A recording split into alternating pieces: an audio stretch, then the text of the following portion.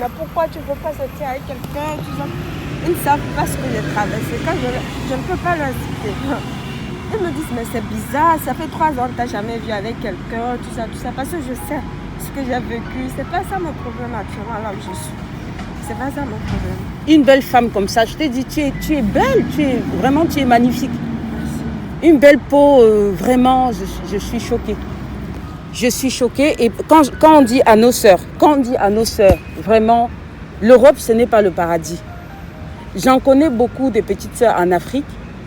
Quand on arrive en Afrique, on leur dit, je vais t'emmener en Europe. Elles abandonnent tous ses rêves, tous ses projets, ses passions. Moi, il y en a qui ont des boutiques, qui ont des projets qui... Je ne voulais pas, mais il m'a dit non, je ne peux pas rester ici, tu es là-bas, tout ça. Sinon, moi, franchement, je n'ai jamais imaginé venir faire ma vie en Europe. Peut-être un jour venir visiter, repartir, mais pas venir rester ici, je te jure. C'était pas du tout dans mes plans. Donc, depuis 2013, tu es arrivée. Oui. Donc, après, j'étais partie chez ma cousine, donc je n'étais pas... Oui, donc après qu'il t'ait enfermé donc vous êtes resté combien d'années en tout? C'est en 2016 que je suis partie de là. Donc tu as fait 3 ans avec lui. Ouais.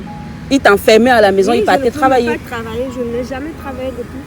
J'ai commencé Et il te battait jusqu'à ce que tu aies des traces dans le dos. C'est que mon ancien téléphone, je l'ai perdu. Sinon, j'avais même des photos que j'avais prises dans mon ancien téléphone, mais je n'ai plus mon téléphone actuellement parce que le téléphone est resté chez le monsieur qui était venu me chercher, le frère à mon ami à Lomé.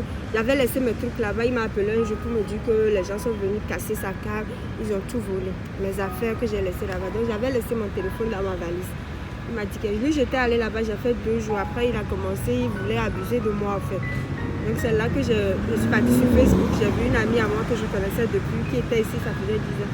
Et je lui ai envoyé un message que voilà. Et puis elle est venue là-bas me chercher. Avec son mari. Seigneur. Mais elle aussi, peut-être, elle avait déjà son plan parce qu'elle avait une petite fille, elle a 2 filles. Donc elle avait sa fille qui avait 1 an en ce moment-là, qui était gardée par une femme. Donc elle s'est dit, ah si elle vient, elle va garder mon enfant. Donc moi, je gardais son enfant, j'amenais la grande à l'école, tout ça là, c'est comme ça.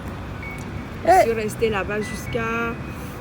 Il y a une cousine à moi qui était à Lomé qui m'a dit une fois qu'on a un cousin ici qui est décédé, mais qui a sa femme qui est avec ses enfants, si je peux aller les saluer au moins. Donc je suis partie, je ne la connaissais pas, je ne connaissais pas la femme. C'est mon cousin qui était son mari, mais moi je ne la connaissais pas. Comme ma cousine qui était à Lomé m'a dit, ah va les saluer, je suis partie. C'est là qu'elle m'a dit, ah, qu'elle est seule, est-ce que je peux venir rester chez elle, tout ça. Donc j'ai dit à mon ami, ah, je vais aller rester chez ma belle-soeur puisque son mari vient de décéder, elle n'a personne. Là aussi, je suis partie là-bas, j'amenais les enfants à l'école, tout ça. J'étais restée là-bas jusqu'à 6 mois. Et un jour, il y a un ami à ma soeur qui est ici, celui qui m'a appelé, pour me dire, ah, on cherche quelqu'un dans un magasin à Barbès, tout ça là, c'est un travail où tu vas rester debout toute la journée. Est-ce que tu peux? J'ai dit oui, pourquoi pas? Moi, je suis restée à la maison, ça fait déjà 3 ans que je suis à la maison, je ne fais rien, ça ne me dérange pas du tout. Donc c'est là que je suis partie. Donc j'ai commencé le travail de 10h à 20h. On m'avait commencé, ils ont commencé par 30 € la journée. Mais moi, 30 € la journée? Oui, de 10h à 20h. Ça ne me dérange pas du tout. 10h à 20h, ça fait combien d'heures de travail ça? C'est 10 heures. 10 heures de travail pour 30 €? Ouais. Je reste debout toute la journée. Tu n'as pas de pause, tu n'as rien. Mais moi, je m'en foutais. Parce que les stations... Tu voulais juste sortir, t'épanouir.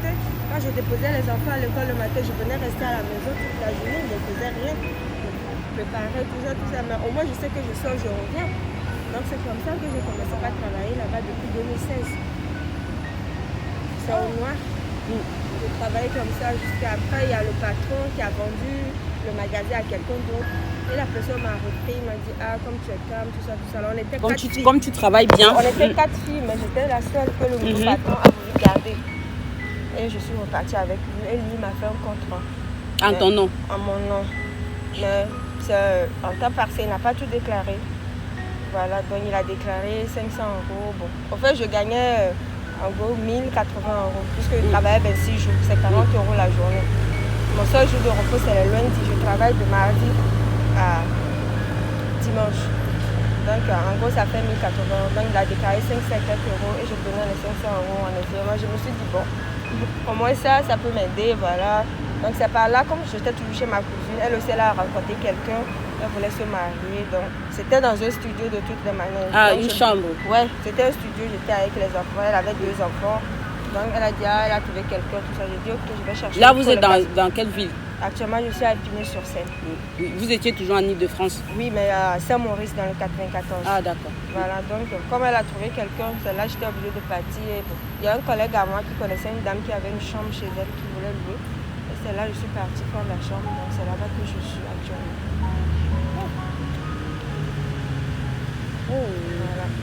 Donc, en fait, même le mariage, là, c'est mort, on n'en parle plus. Lui, il est parti. On n'a pas divorcé jusqu'à présent. Oui. Voilà. Lui, il ne savait pas que j'avais quitté mon compagnon. Oui. Donc, j'ai un ami à ma soeur qui est en Allemagne et qui est ami avec lui aussi. Donc, c'est ma soeur qui a expliqué le problème à son ami. Et donc, son ami était parti à Lomé et il a rencontré le gars. Il lui a dit, mais comment tu as pu faire des trucs comme ça? Il a dit, non, que moi, je ne lui ai rien fait. Mais que c'est mon ex qui lui a dit, ah, si tu continues, je vais aller dire que voilà, vous allez faire mariage. Donc, lui, il était obligé. Et il a dit, non, qu'on n'est plus ensemble. Donc, c'est là que l'ami de ma soeur m'a appelé. Il m'a passé le gars. On a parlé. Et il m'a dit, ok, dès qu'il arrive en France, on va se voir. Donc, il est venu en France l'année passée. Lui, au moins, on s'est vu, on a parlé. Il m'a dit, bon, lui, actuellement, il ne peut pas m'aider ici. La seule chose qu'il peut faire pour moi, si je peux, c'est de revenir au pays pour refaire une autre demande, que c'est possible. C'est ce qu'il m'a dit. Mais moi, je ne sais pas. Je lui ai dit, je ne peux pas partir comme ça. Je suis déjà restée ici des années. Je ne sais pas. Je suis déjà restée dans l'irrégularité. Mais ton fils est français, en fait, non? Il a fait la reconnaissance, mais il n'a pas... On n'a pas transcrit, il n'a pas le... Non, il n'a que la reconnaissance. Je l'ai avec moi. Il m'a montré ça la dernière fois. Il m'a même remis ça. Donc, il m'a dit que, ça, si je veux, il peut continuer pour faire les papiers de l'enfant. Si je veux, je l'amène ici. Peut-être avec ça, c'est possible. Donc, actuellement, il partait au pays. Il m'a dit qu'il va aller faire ça. Donc, il m'a même dit de contribuer pour son billet, que c'est à cause de ça qu'il allait. Donc, je lui avais donné 500 €. Il a dit que pour l'enfant, qu'il avait dit à mon ex qu'il allait faire ça à 3 millions. Mais comme c'est moi, je vais donner ce que j'ai. J'ai dit, ok, on n'a qu'à commencer, on verra. Il m'a dit de donner 500 € pour commencer. Je lui ai encore donné 500 € pour commencer. Donc, il a dit... Un mois de salaire. Voilà, et après, on verra. Donc, il est à Lomé, mais avant, avec le virus, tout ça, là, il m'a dit qu'il est bloqué là-bas, mais qu'il a déposé le truc. C'est ce qu'il m'a dit. Je ne sais pas si c'est vrai ou c'est Mais faux. quand il dépose, il te montre les papiers, il filme les papiers, il t'envoie. Il ne m'a pas montré quelque chose. Rien du tout. Ça. Non. Mais en tout cas, il a vu ma soeur. Il a dit à ma soeur d'aller changer le nom de la petite à l'école pour mettre son nom cette année, tout ça, tout ça. Puisque moi, je ne savais pas qu'il avait fait la reconnaissance. Donc, elle utilisait le nom de son papa. Mais comme il a ramené l'acte de naissance qu'il a fait, tout ça là, donc ma soeur a pu changer le nom. Donc, elle utilise son nom actuellement là-bas. Donc, la reconnaissance, même, je l'ai avec moi ici. Donc, bon, je ne sais pas si je dois partir. Parce que lui me dit, ouais, viens, si tu viens là-bas, je suis sûre à 100%, on va te donner un visa de 1 an. Je reviens avec ça, on a passé ici. Je dis, mais est-ce qu'ici, on ne peut pas trouver une solution ensemble? Il me dit non, qu'ici, il ne peut pas. Que c'est seulement au Togo là-bas qu'il a une solution. Donc moi, je me dis, je ne peux pas aussi risquer comme ça et partir donc, comme ça. Depuis 2013, ça fait 7 ans que tu vis en France. En décembre, ça va faire 7 ans. En décembre. Mais le mariage, on l'avait fait en 2011. Moi, je ne suis pas venue après le mariage. Donc voilà, le mariage, ça va faire aussi 9 ans cette année. 9 ans de mariage, donc presque 10 ans de vie volée en fait. 10 ans de vie volée à cause des papiers. Purée. Mon Dieu. Je n'ai pas de preuves. Les fiches de paie, oui. Depuis février 2017 que j'ai commencé par travailler. On a commencé. Mais depuis 2013 que tu es entrée, il n'y a pas de papier Rien. En ton nom. Rien. Ton passeport avec ton visa d'entrée là. Oui. Tu as ça? J'ai ça. Voilà, ça fait une preuve. Voilà, mais bon, peut-être que j'avais reçu des courriers puisque c'est l'adresse du gars que j'utilisais puisqu'on est censé être mariés, mais bon, il ne m'a jamais donné quoi que ce soit. Il ne m'a jamais donné quoi que ce soit. La seule preuve que j'ai peut-être, c'est bon, mon livret A. Voilà, les relevés, tout ça, quand j'ai ouvert un compte. Même ma cousine chez qui j'étais, celle que je gardais ses enfants, je lui avais dit que je voulais ouvrir un compte privé. Elle m'a dit que c'est impossible. Quand tu n'as pas de papier, tu ne peux même pas ouvrir de compte. Elle me dit, ok, si moi je vais te donner une de mes cartes bleues. Quand tu prends ton salaire, tu mets ça sur la carte bleue. Moi, je te donne la carte. Pourquoi les Africains sont comme ça?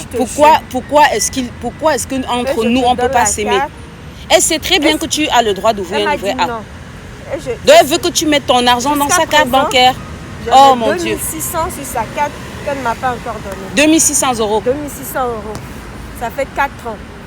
Elle ne m'a pas encore donné. Elle m'a dit qu'elle a utilisé ça pour faire ci. Elle va me donner. Jusqu'à présent, elle m'a Et pas tu donné. gardais ses enfants, elle ne te payait pas? Non. C'est une amie à elle qui venait chez elle à la maison là-bas. C'est à elle qui m'a dit non, que tu peux ouvrir un livret A. Que j'ai le frère de mon mari qui n'a pas de papier. Mon mari l'a aidé. Viens voir mon mari, il va t'aider. Donc c'est son amie qui m'a aidé à ouvrir un livret A. Elle ne sait même pas que j'ai un livret A. Donc elle m'a dit que c'est impossible. Je te jure. Tu vois? C'est pour ça que moi, quand je vous donne des conseils, je vous dis allez vers des associations, ouvrez-vous au monde. Vous n'êtes plus en Afrique, vous êtes en France. Intégrez-vous, connaissez, rencontrez des Français, créez des liens.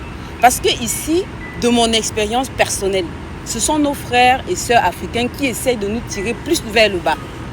Moi, les gens qui m'ont plus fait de mal dans ce pays, ce ne sont pas les Français. Ce sont mes propres frères et sœurs africains. Donc quand je dis aux gens, sortez, découvrez. Si tu étais dans une association, il y aurait forcément quelqu'un qui t'aurait dit, à un moment donné, je peux au moins t'héberger. Qui t'aurait dit à un moment, tu es une femme violentée. Si tu es avec ton copain marié ou pas marié, il n'a pas le droit de te frapper. Alors que dès que j'ai commencé par travailler, au moment où j'étais chez elle, comme j'ai commencé par travailler, je me suis dit, mais même si j'amenais ces enfants à l'école, il faut que je contribue. J'ai commencé par lui donner 200 € tous les mois. 200 € alors que tu travailles 30 € par jour. Je lui donnais 200 € tous les mois. Oh, ça m'énerve ça. Et c'est après que voilà, je suis partie prendre une connexion que je paie 350 €. C'est pour ça que je fais des vidéos. Est-ce que tu me comprends maintenant? C'est pour des injustices pareilles. Parce que je sais que ça existe. Elle ne m'a jamais dit, même si tu ne travailles pas, il faut déclarer les impôts, tout ça, elle ne m'a jamais dit. Chaque fois, c'est juste, elle me fait peur. Si tu ne fais pas ci, on va te renvoyer au pays. Ne fais pas ci, ne fais pas ci. J'avais tellement peur. Elle te fait du chantage en fait. Si tu fais ça, on va faire ça. Pour donc tu as perdu 3 ans chez le violent qui te tapait là. Chez elle, tu as perdu 2 ans encore. Oui. Tu es restée chez elle 2 ans. Oui, 2016, 2017. Là, ça fait 1 an que tu es toute seule, que tu commences une vie normale. Oui, je veux dire 2 ans. 7 ans perdus. Et ton enfant en Afrique.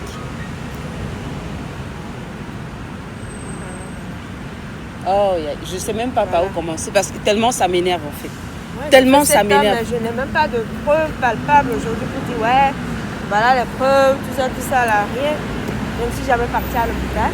C'est juste le Navigo que je cherche peut-être avec le fil de paix, avec c'est tout. Tu n'as pas bénéficié de l'AME, tu n'as pas Au début, non, j'ai pas bénéficié Au début, lui avec qui j'ai fait le malin, comme il avait le CMU, tout ça là, il m'avait dit qu'il m'a mis sur la CMU. C'est le CMU qui va me donner ça après. Et il n'a plus donné. Il n'a plus donné. Mais tu étais entourée de malhonnêtes. Tu n'étais entourée que de malhonnêtes en fait. Donc en ce moment, j'avais la solidarité transport au début. La première année, deuxième année. Après, ils ont coupé. Et depuis 2016, tout ça. Mais est-ce que tu as les traces de cette solidarité transport? Tu as les traces de tout ça? Non, je rechargeais. Peut-être quand je vais là-bas, si je leur donne, ils ressortent. J'espère qu'ils peuvent te sortir un récapitulatif parce que, vois-tu, les préfectures ici, les sous-préfectures, les gens qui sont dans les préfectures, ils ne sont pas là pour faire du sentimentalisme. Tu comprends? Ils ne sont pas là pour vous écouter et pleurer avec vous en même temps. Ils font leur travail. Ils sont là pour respecter la loi. La loi, qu'est-ce que dit le CESEDA? Le code dit quoi? Quand tu es une femme mariée, si tu remplis telle ou telle condition, on peut te donner un titre de séjour. Si tu es paxé, on peut te donner un titre de séjour. On n'a pas de vie commune. Parce que quand j'ai vu un avocat, il m'a dit non, que ce n'est pas le mariage qui va te donner le papier, mais c'est la vie commune. C'est la condition sine qua non, c'est la condition centrale. Marié, mais vous n'avez rien en commun, même pas un code en commun. Donc ça fait 9 ans que tu es marié. Tu peux même pas, avec un Français, tu ne peux pas justifier que tu es marié avec un Français, puisque vous n'habitez pas ensemble. Ouais. Et on ne peut pas te donner un titre de séjour. Clairement. On ne peut pas. Si la communauté de vie est rompue, même si vous avez habité 10 ans ensemble, au moment où tu t'en vas demander un titre de séjour, si vous ne vivez plus ensemble, c'est niet. Alors, excepté les cas où ton conjoint te violente, excepté les cas où il est décédé. Voilà les causes de rupture de vie, de communauté de vie qui peuvent permettre à ce qu'on te donne un titre de séjour derrière. Non, mais je suis vraiment très choquée en fait. Je suis chamboulée. Ça c'est une injustice. Vraiment, des fois, j'entends des histoires des gens qui ont 2 ans, qui ont 3 ans, qui ont... Voilà, là encore, ça passe, on essaie de reconstruire. Moi, j'ai vu un avocat, j'ai vu 2 avocats. Je me suis dit, bon, c'est bon. Mais les deux J'attends avocats un que tu as peu. rencontrés, qu'est-ce qu'ils t'ont dit? Ils m'ont dit, ouais, soit je divorce d'abord, ou soit je fais un enfant, des trucs comme ça. Après, j'ai dit, non, c'est bon. Après, moi, je retourne au pays.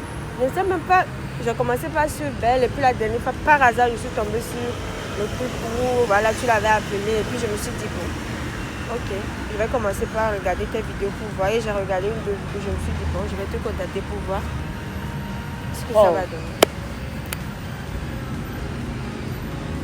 Mais il faut savoir qu'il y a un Dieu qui existe, d'accord? Tant que tu vis, tu es une très très belle femme. Je vois, tu es posée, tu es calme, Vraiment, je suis vraiment choquée en fait. Je suis choquée. Honte à toutes ces personnes. Honte à toutes ces personnes. Va avec quelqu'un, tu tombes enceinte, tu fais un enfant. Je dis non. Il ne faut pas pleurer, ma soeur. On ne se lève pas comme ça pour faire un enfant parce que tu veux avoir les papiers. Non, je ne peux pas. Je ne peux pas aller avec quelqu'un et dire ok, je vais tomber enceinte. Non. J'ai fait une vidéo. Pas une personne, tu ne vas pas aller avec la personne.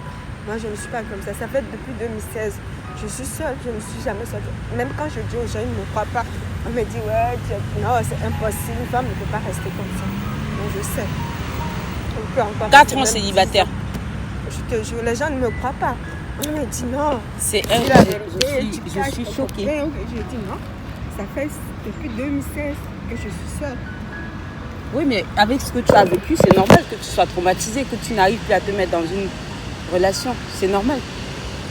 C'est normal en fait. Mais vraiment, oh là là. Je suis tellement... ça me touche tellement. Moi, voilà, c'est pour ça. Je prends tout mon temps déjà. Je commence à 10h, je finis à 20h. Je rentre, je suis fatiguée. Je n'ai même pas de vie. Mon seul jour de repos, c'est lundi, c'est tout. Demain, je commence jusqu'à dimanche encore. Rester debout toute la journée pour 40 euros. L'exploitation. En fait, bon, je me dis c'est mieux que rien en fait.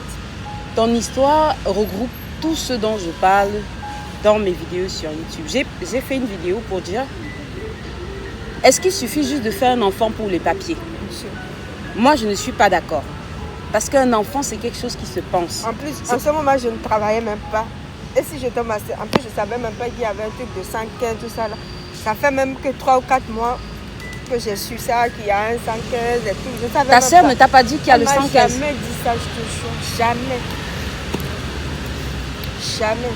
Donc, je ne pouvais pas aller tomber enceinte comme ça alors que je travaillais. Mais pour me dire que tombe enceinte, tu vas voir quelqu'un, la personne va déclarer. Avec quel argent? Je ne travaille pas, si je tombe enceinte, la personne qui va déclarer l'enfant, je vais le payer comment? Il faut déjà que la personne veuille aussi faire l'enfant. Si la personne veut faire l'enfant déjà, c'est pas au pif comme ça un enfant. Hein. Bref, on va essayer de... Ah, ça me chamboule, ça me... Mais dis-toi que... moi, je vous ai dit, moi, ce travail que je fais,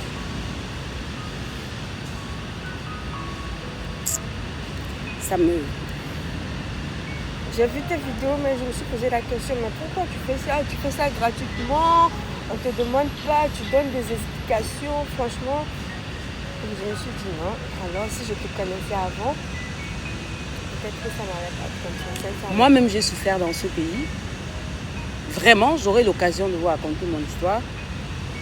Ouais, tu l'as dit la dernière fois. Il n'y avait pas les Africains en fait. Il y avait pas d'Africains pour m'aider. Ce sont les Français qui m'ont aidé. Mais bon, dis-toi que après si quand tu racontes une personne qui veut t'aider, c'est que la personne elle a une idée derrière sa tête. Ma cousine, quand elle était venue me chercher sur le frère de ma fille, elle dit ouais, viens donc, alors que dans sa tête, c'était juste pour que je garde ses enfants. Mais bien sûr. Ramener à l'école, je fais la cuisine. Elle cherchait une nounou en fait. Elle avait trouvé une nounou, quelqu'un qui devait l'aider.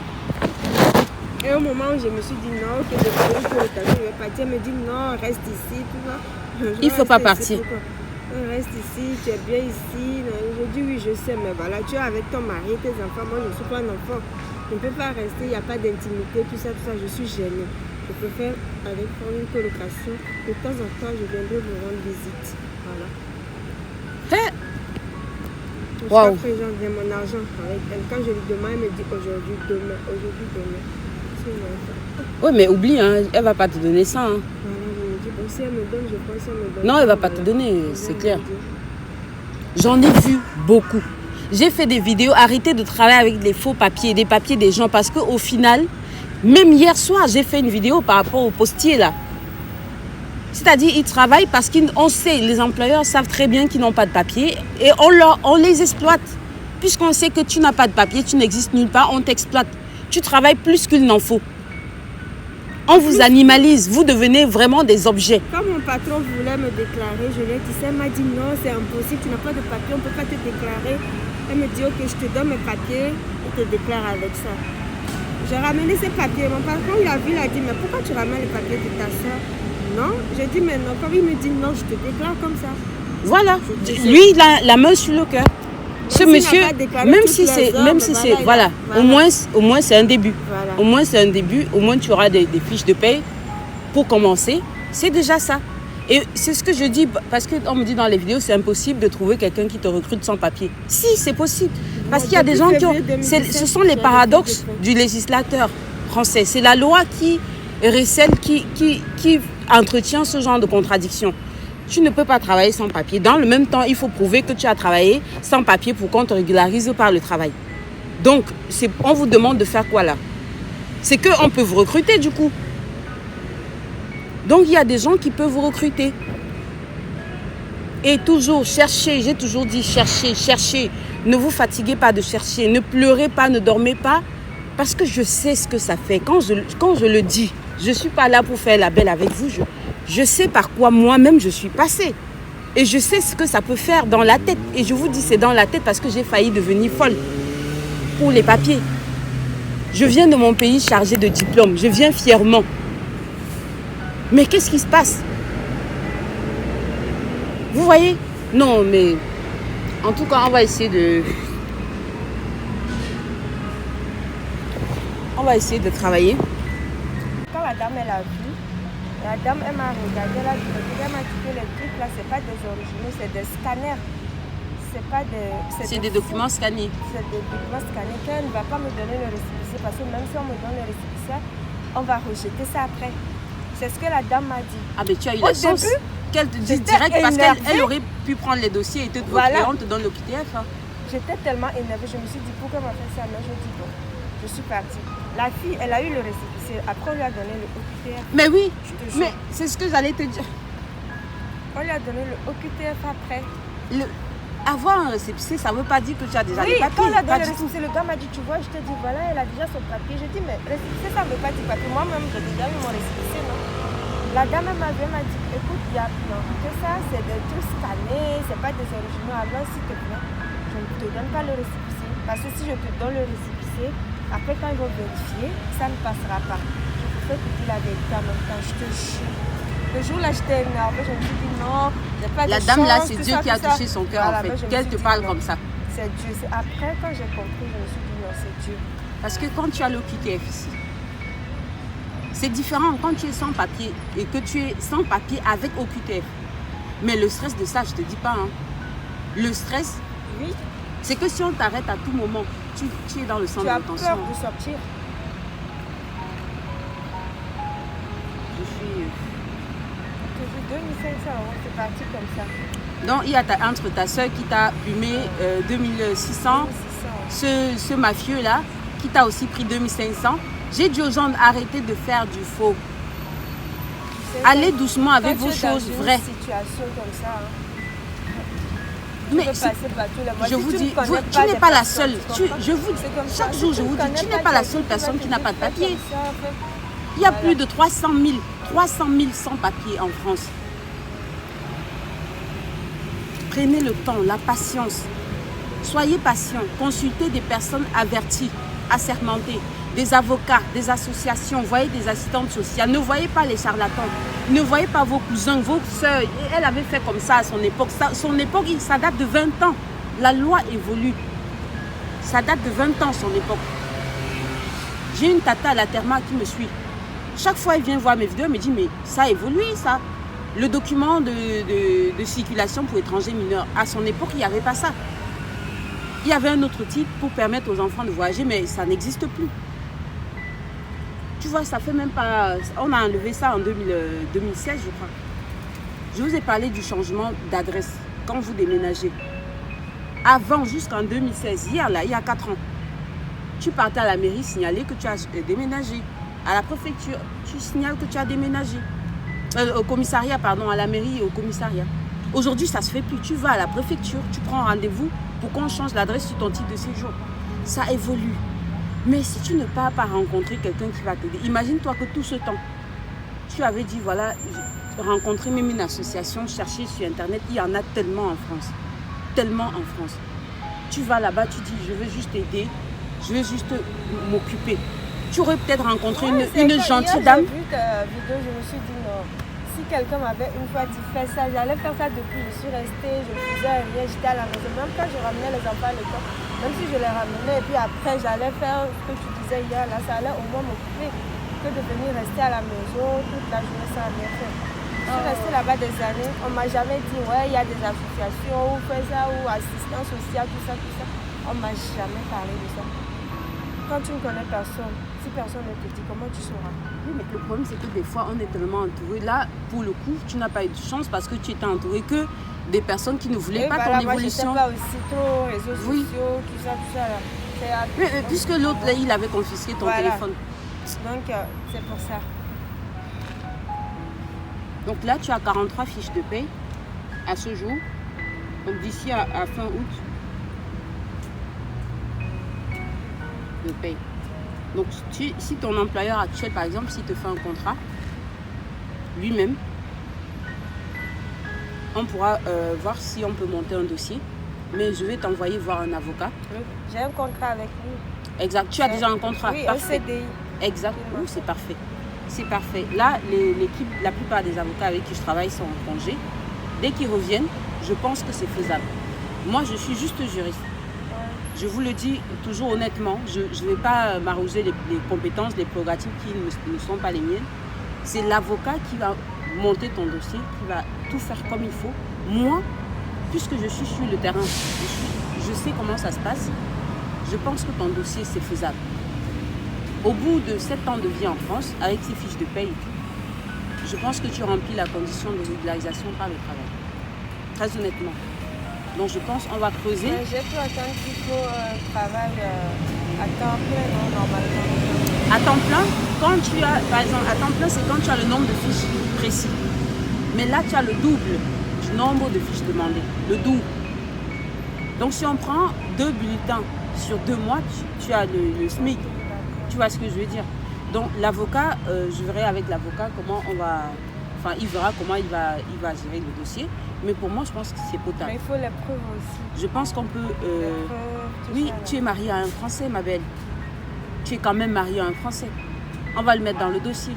Tu as quand même un enfant français qui est reconnu par un Français. Moi, j'ai la reconnaissance, il y a le livret de famille. Voilà, il y a le livret. Donc, il y a quand même des preuves qui ne sont pas légères, tu vois. On va les constituer, tu es rentrée régulièrement. Même ma cousine, un temps, m'avait trouvé un avocat, m'avait dit de faire le divorce. En fait. Je lui ai dit non. Elle m'a dit, mais comme je n'avais plus de ces nouvelles, que je voulais divorcer aussi comme ça. Et là, je lui ai dit non, je préfère attendre. Même si, de toute manière, même si le mariage ne me rapporte rien aujourd'hui, qui sait demain, peut-être à cause de ce mariage-là, je pourrais bénéficier de quelque chose. Elle m'a dit non, divorce, tout ça, tout ça. Je dis non, non. Elle m'a dit, ouais, je vais te trouver un avocat avec 3 000 €, quelque chose comme ça. Même si le gars n'est pas là, on peut prononcer le divorce, genre abandon de foyer ou quelque chose comme ça. C'est ce qu'elle m'avait dit. J'étais sur le point de faire ça, mais après j'ai réfléchi, je dis non. Je laisse. Que tu le fasses, que tu ne le fasses pas. Tu étais toute seule de toutes les façons. Ouais. Je ne savais pas. Après, tu ne peux pas divorcer toute seule. Et pour divorcer, c'est une procédure qui elle se fait à deux. Oui, mais comme lui n'est pas là, ouais, même s'il n'est pas là, que je peux le faire. Heureusement, lui et moi, on n'a pas de problème. C'est à cause de mon ex. Sinon, lui, on n'a pas. Actuellement, lui, moi, on s'appelle, il m'écrit depuis qu'il est parti à Lomé, on s'appelle, tout ça, tout ça. Mais seulement, lui me dit de revenir là-bas. C'est ça sa solution. Moi aussi, je dis, je ne peux pas partir comme ça. Voilà.